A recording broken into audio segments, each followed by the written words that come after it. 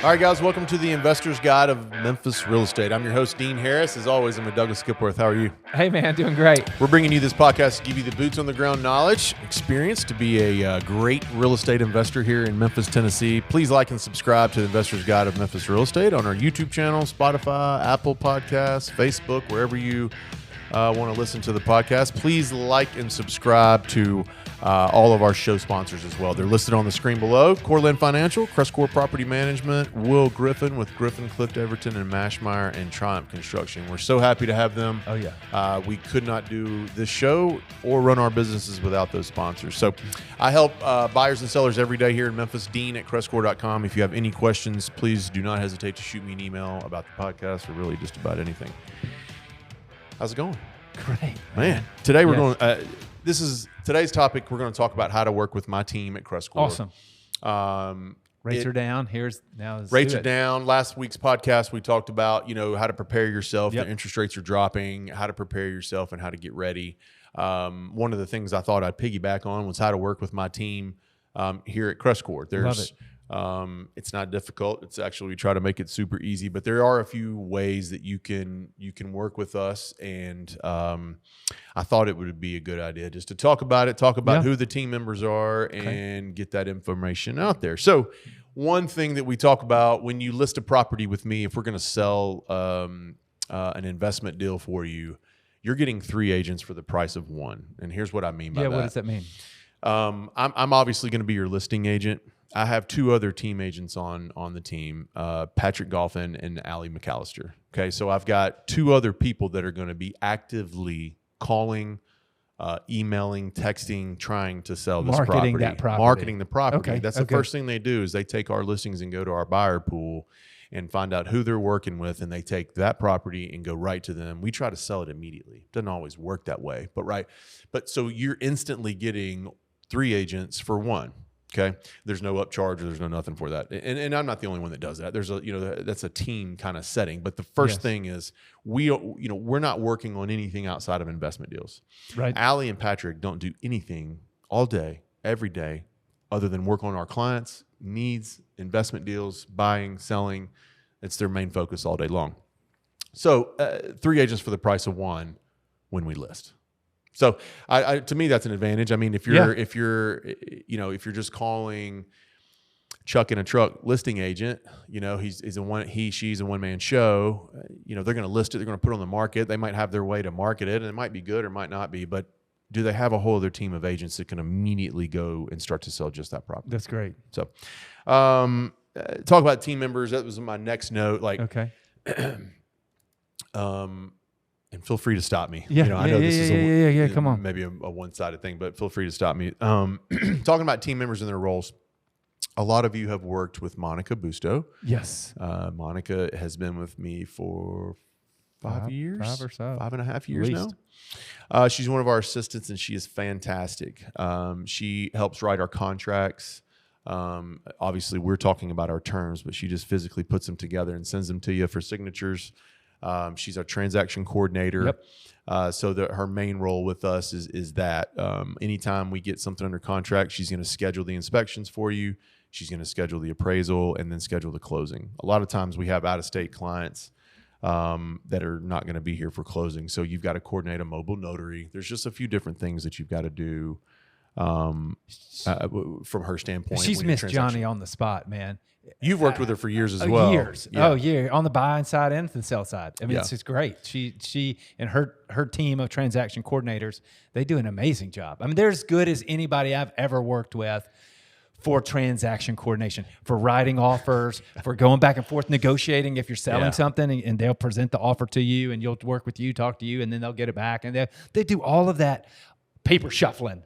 Which is amazing how they keep up. Paper shufflers. I don't see how they do it. Julius is the other, Florindo is our other transaction coordinator. So some of you have worked with Julius, but her and Julius, it's amazing to see the level of transaction activity going back and forth that they can keep up with. I'm proud to say this, and I can say this. We haven't missed an earnest money deadline since 2018. We missed one in 18. What I mean by that is whenever you get something under contract and you submit earnest money, you have a time period there where you can back out of the contract and receive that money back. Well, that's sensitive.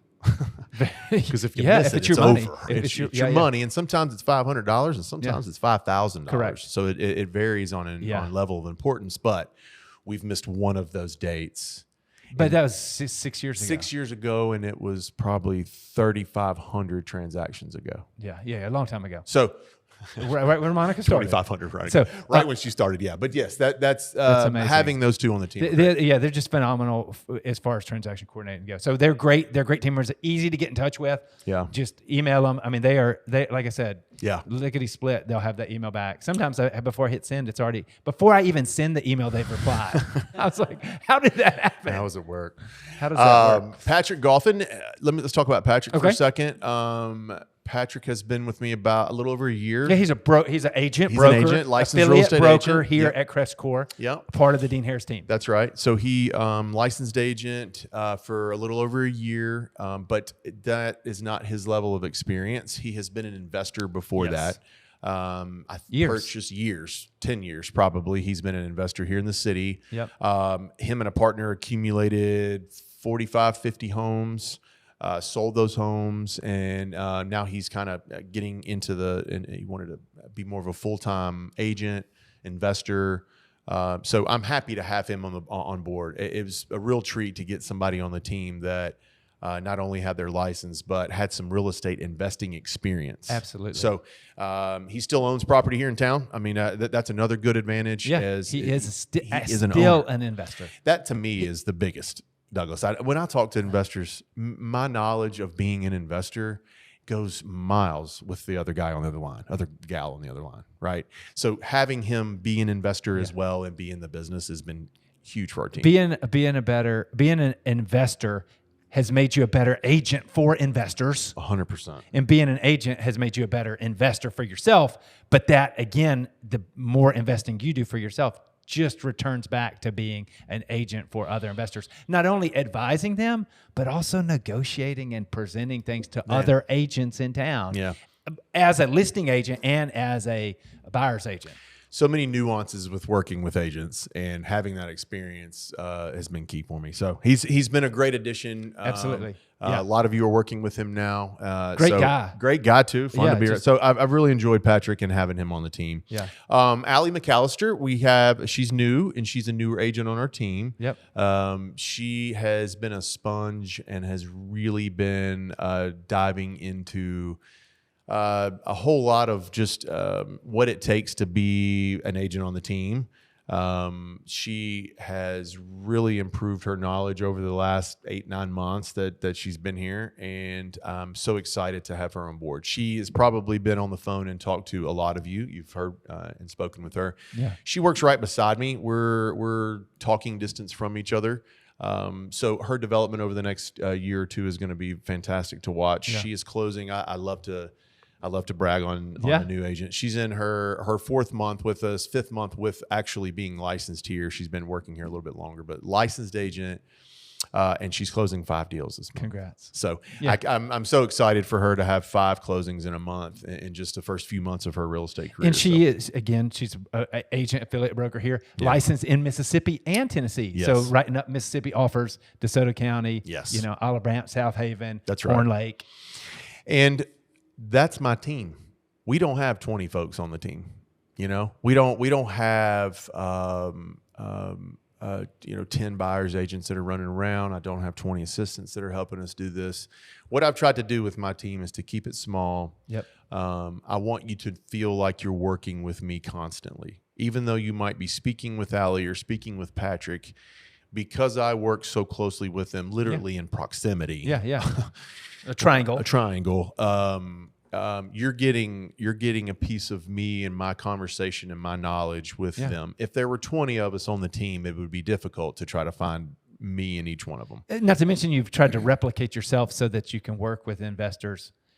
You just like you did with Monica and Julius originally, so you can do more for the investor. Yeah. And you can add more of your value where they need your value, and let Monica and Julius do the things that they're great at. Let Patrick and Allie do the things they're great at, and let Dean do the guidance and providing that experience that you do. Which is what we've moved into. I mean, the last awesome. couple of years we've moved into it, and it's really been, I have found that our response from our client base has been completely different. And as you've moved into it and you've served more clients over the past 2 years than ever.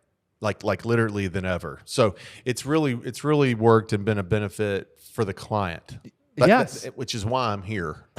Last I checked, you only get paid for helping people. Period. There's no other way I earn income. It's by closing deals. I mean, all the conversations we have and all the stuff, there's you have to help them get a property sold or get a property purchased. Right. So and the whole idea behind this too is that you'll keep coming back. Yeah. So I mean, like, that's another thing in our philosophy. I've talked to Allie, and when we first started, it's like, could we, and I say this on the phone a lot with clients, but could I get on the phone with a client and sell him a property and earn a real estate commission and put one over? Yeah.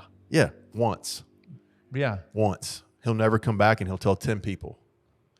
I never started my business doing that to earn. It's not about earning money. This specifically is not about earning money, right? Money comes with it. If you do it the right way, commissions and things come with it. And what I mean by the right way is when I send out houses to you guys, we're going to talk about our buyer profile next. When I send houses out to you guys, they're houses that I buy.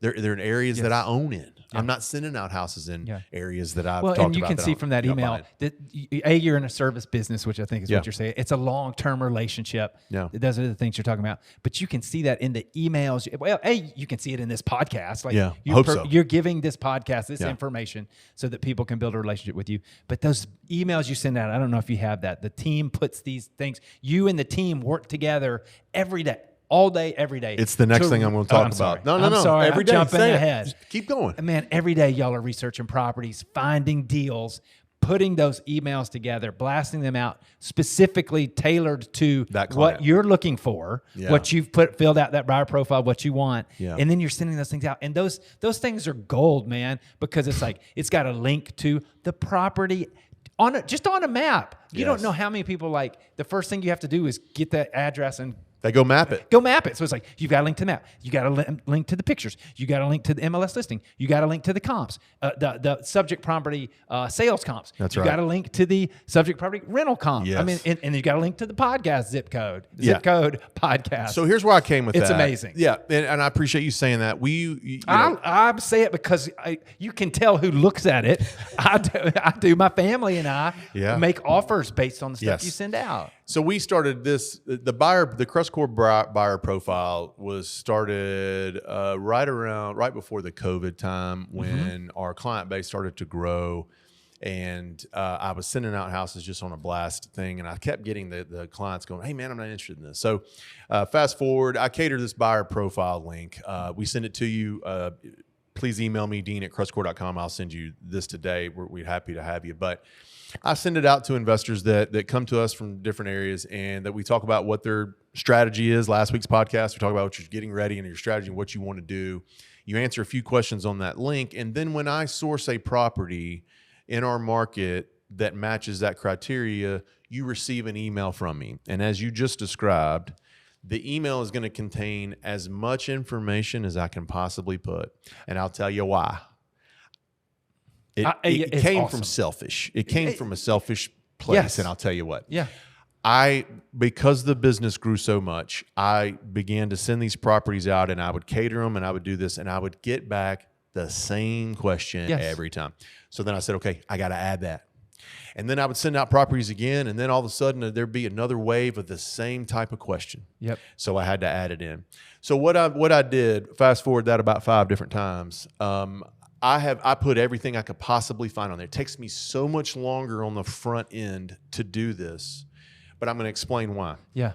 I personally, go ahead. Well, I was just going to say, and I didn't even mention that, the photo, not to mention the rent and the insurance and the taxes all and that's put on there. The ARV and the rehab estimate. That's right. And all the stuff you put on there, beds, baths, zip code, square footage. All that is like That's what an investor wants to know, because you're an investor. You got to have it. You know, like, if I'm going to be making an informed decision, what are the things I'm going to ask? So yes, I think you're saying you wanted to do it because you kept getting the same question, but you were doing it because this is what you would want to know. That's right. It as came an investor. naturally. That's exactly right. Yeah. And it just organically formed into like, hey, these are all things that I would want to know anyway. So it's like we just shove so much information on there. And guess what? Just as a pause, we get a lot of these emails from, as investors ourselves, we get wholesalers sending emails, other agents. And guess what? You can tell that they're not investors. You know why? Because they'll just send an address and a price. Yeah. And you're like, okay, clearly you're just trying to sell something. Big time. You're not trying to help a brother out. No. You're not trying to help an investor, because if you're an investor, you're going to say, what does an investor need? Which is what you presented. So on that email that you receive, you've described all of those things that we get. I want to make sure that I'm clear that I pull that information. I do. Yes. Yeah. Part of my day, you and I have talked about this, the things that make my business go round. You would be amazed that I sit here in front of the MLS and pull comps for 123 Main Street. Yeah. I have to, because it's the information that's going out on there is my business, and it's what you're coming to me for. I'm telling you what a house is worth. So there's a few things that I do. I'm not going to sit here and tell you that I look up the bed and bath count in square feet. The team puts a lot of this stuff together. But here's what I personally do. I pull the ARV comps. Yep. I need to be the one to tell you what the home is worth. I pull the market rent comps. Yep. I need to be the one to tell you what it rents for. The estimated rehab that we see on there, sometimes it's just literally an estimation. I am still doing that based on my experience of rehabbing homes and being in the business. So, and then the sentence at the end, the suggestion of what we should do with this one, is my sentence. Yeah. Now, everything else the team puts on there, Pasting the photo in there, making a link to the map, make it all pretty and all that other stuff. But I go in and give you the meat of all of that. Yeah. And then at the bottom, there is a few questions you answer to make an offer. And then you send the offer in. The team responds, writes it up, and sends it right back to you. If you need to talk with me, you can. But I have all the information that I know is on that email, right? And I do it that way because we sell so many houses, and that, great problem to have. But our volume of house and transactions is high. I can't get on the phone with every single person at every single step throughout this process. It just doesn't work that way. Allie and Patrick help bridge some of that gap, right? But that's information on the buyer profile. Answers a million questions. Answers everything you need to know to make an offer. I typically make offers. I mean, you and I, we don't ever talk about that. No. We're a little farther down the road, but you can make an offer based on that email. I have 100 investors over a period of a year that will do that. Yes. They'll never talk. They don't need to. They have everything that they need in that buyer profile link to make an offer. Now, and an offer is nothing. It's nothing, right? It's a negotiation, no. And then you got an inspection contingency, and the way you and the team lead through that is no big deal. Yeah. So it's not making offers is like, if you're not making offers, like that is step one of working on deals. Just make offers, because you're going to learn so much. I heard something the other day about moving versus action. Moving is like watching this podcast is moving. Yeah. Making offers on properties, that's action. Yeah. So you need to do both, but you want to be taking action. That's right. Just make offers. Cancel the contracts if you have to, but make offers. Look, I have guys that have only intent to buy one house, making 2 and 3 offers at a time on different house. Yes. We'll get out of it real fast. We don't care. It's part of our system. Like, I want you to get the right house. So if we see 2 or 3 that we like, well, let's fire something out there and take the best deal and the best one. So very good. I can talk further about that. Dean@Crestcore.com. I can set you up with that profile. We'll get you coordinated with one of the Allie or Patrick or myself. You might not working directly with me. So shoot me that email. Let's get that buyer profile link. If anything, I wanted to get out today in this podcast was that. Good. That is something that will get you connected with our team. Awesome. We do have all the vendor partners to refer to you. This is another thing that I talk about. You're not obligated with my team. Sometimes when you go with another team or another strategy, a turnkey or something else, like you're obligated to use everything in their kind of portfolio, their management, their lending, like, they want you to use them all. Title company, you got to use everything. That's not what we do here. One thing I will say is everyone I refer to you, I use. Yeah. I have, I'm not currently using Cortland right this second, but I've used Cortland 25 times probably over the years. So I have used and am using everyone on that list. When you work with those folks, the one thing that I can guarantee you is you're going to get response and customer service. Absolutely. They understand that they're working with our clients here, that the volume of business that they're getting from us is due to, from me, from our team. You're going to get a little bit more response. It's just a little bit better customer service. Now, if you have another contractor or another whatever, like we don't care, we'll work with whoever. You're not obligated to these folks. It's a buffet. It's a la carte. And you can totally use everybody, soup to nuts. That is awesome. Yeah. We do that and have that. But you also have other places and other people, vendors you can use for whatever reason. So having backups is good. Yeah, I mean, how dare you? Yeah, how dare you look for property somewhere else? But if they find a property somewhere else, investors, we both know. Yeah. You have found deals direct from seller. You found them from other agents. You found them from whomever. Yeah, I don't. We have to now, by NAR rule, sign a buyer's agency agreement. Yes. I always make that agreement specific on the house that we're offering. That's right. I try to pigeonhole investors, like who am I? Somebody calls you and gives you a good deal. I'm going to tell you not to take it because I'm not involved with it. No, good Lord. So no, I don't. Having different avenues and different streams is great. So all of our vendor partners, I can help you get connected with those as well. And then the last thing I'll mention is advantage or one of the things that you get with working with our team is our focus is only on investment deals. And to take it a step further, I refer out all of my regular general residential owner-occupant real estate. I don't even do that anymore. I haven't. I don't intend probably in 5, 6, 7 years. Any regular residential. Patrick and Allie are in the same boat. We refer out everything. We only want to work on investment deals. We only want to work with investors. Our knowledge is, we only fill that cup of knowledge with investor knowledge. We're only talking about investor deals. We do not go to board meetings and open houses and get free lunches, and we don't do anything like That's funny. Yeah, I say it's like 24/7, and we forget that even in this podcast. I mean, we get so many people who comment and appreciate this podcast. We're just having an everyday conversation. Yes. Because this is what we live and breathe and do. It's everybody we interact with, all these vendors who we're interacting with, all the other people on the teams, all the properties you're investing, managing, as an owner, same with me. So it's like, this is what we live, breathe, all eat, day, drink, every day. sleep. And so it's all investment property. And that's all you guys do. Farm out, like you said. If somebody wants an owner occupant, we'll give you a referral. But this is investment property. Yeah, it's similar to hiring a lawyer that's specific in whatever your lawyer needs are in. Yes. You know what I mean? Yes, we're very, very solely focused on investment deals. So you're a place kicker. I mean, and you haven't. You're like you're like a place kicker in the NFL, and you're the leading point scorer. In the NFL, because all you do is kick field goals and extra points, and you got more points scored than anybody. That's right, because that's all you do. I appreciate you talking about this. This is great team. This has been something I thought that would be relevant to get people to. I'm going to send this out. A lot of people are, their first question is, "What's it like to work with you?" Well, I'm going to send you this podcast and let you know a little bit about what it's like to work with us. If you have any questions, you want that buyer profile link.